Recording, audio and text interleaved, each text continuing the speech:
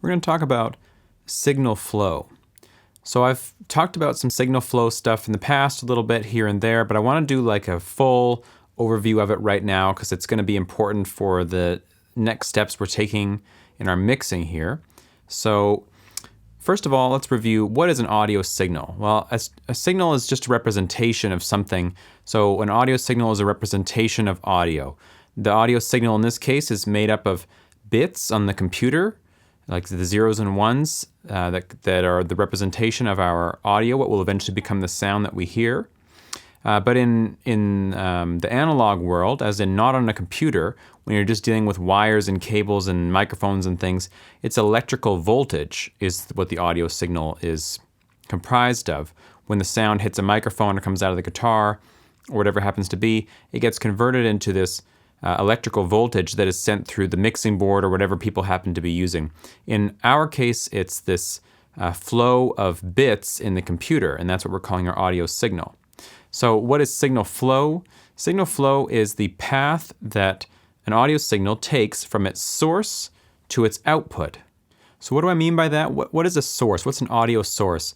Well, we have a couple main audio sources in our case. We have synthesizers, which generate audio signals in real time. The oscillator inside the synthesizer that we used to create our bass sound before is generating this stream of bits, this audio signal in real time, and that's the source, that's the beginning point of that audio signal. But we also have files that are stored on our computer. If you record your microphone or the loops in the Lydian loop section, anything like that, that's a file that's stored on your computer that is being read by Studio One off of your hard drive. And then that file is now the source of the audio signal. So even if you're using presents to play a piano or whatever, those are samples. Those are actual recordings of audio that are stored on your computer. So they're not being generated in real time, so to speak. They were recorded with a microphone at some other time, and then we are recalling them now off of this file stored on our computer, either through being on an audio track or through a sampler like Impact or Presence or something like that. I want to go over, or maybe just review, some of this basic signal flow stuff that we've talked about before in terms of how the console works and all that. So if we're looking at these tracks here, these tracks are representation of what the audio signal is or what it will be. At least when we're using a MIDI track like this, for instance, this is a representation of some MIDI data that's going to cause the synthesizer or the sampler to produce an audio signal. Versus when we're here, we're looking at a representation of the audio signal itself in terms of this waveform.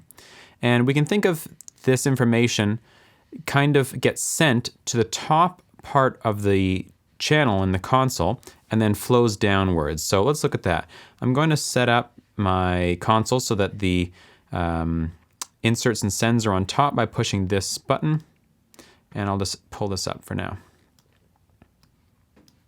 So what we can do here is think about the audio signal coming down into the channel from the top. As it comes down, it runs through things in a certain order here. And the first thing is it is going to hit these inserts. Now the inserts, as you recall, are where you put effects and things like reverb and delay and other things we're going to talk about in the future. And these inserts or effects can alter or change the audio signal in some way. They can make adjustments to or modifications of the audio signal to sound different as they pass through them. So like if I were to add a reverb here, let's go to Presonus and just add anything will be fine, mix verb. Basically the audio signal will come down the channel and it will enter the mix verb, which is this thing here. The mix verb is going to add the reverb to it, and then it's going to exit the mix verb, and it's going to enter whatever next effect is in the list. If there is no other effects in the list, no other inserts, it moves on to the sends, which we're going to learn about very shortly. From there, it moves on to the panning, side to side like this, and then from there on to the fader, which is the volume. And these two things here tell us where the input is coming from. So in this case, I could get an input from my microphone, but I'm not doing that right now. This is just an audio track that could have an input from a microphone, but it's the track itself that is the channel the channel is getting audio from the track itself, I'm trying to say. And there's an output here, and this is important. The output tells us where does the audio signal go after it's gone through this whole channel strip. Well, it says it's going to go to main. That's the output, main output. And over here, I have my main output. And then I could have even more inserts on here and not sends, but some other things. And then it tells me that this is attached to the main output left and right of my audio interface. And that's how the audio signal is going to get out to my speakers, basically. Now yours is not going to say this because you don't probably have my interface, but you will have some kind of output that's going to come out of your headphone port or your laptop speakers or your computer monitors or whatever it happens to be. Just briefly, once again, we have the data on the track that comes down the top of the channel through the inserts, and it gets changed in some way, through the sends that we're going to learn about, into the panning, into the fader, and then it gets output to somewhere else. Where does it get output to? Whatever this says, main. Main is the only place it can go right now in this track. Here is the main track, and I can have some more effects on here. I can change the volume if I want with the fader, and then it gets finally output to the actual hardware you're listening on. That's your headphones or your speakers or something like that. So the audio signal flows kind of like water through these things, getting changed by them and pushed around and gone to different places and so on. So the more we can understand about this signal flow, the flow of the audio signal, the easier it will be to understand how to do things with it inside of the console, because there's a lot of cool things that you can do if you understand how the flow works.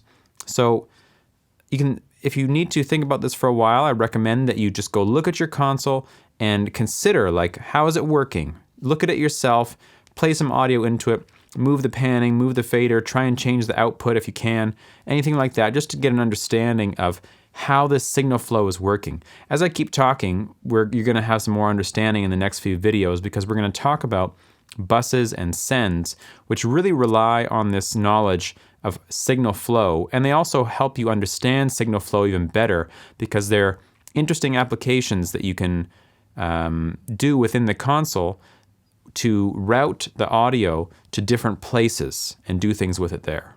So it's these buses that we're going to learn about in the next video. And the buses are a way to combine multiple audio signals into a single channel, sort of like what's happening here, where all these channels are going to main, and then this main output channel has all the signals flowing into one. But we can create other channels that do that, not just the main one too. So those are called buses, and we're going to learn about that next.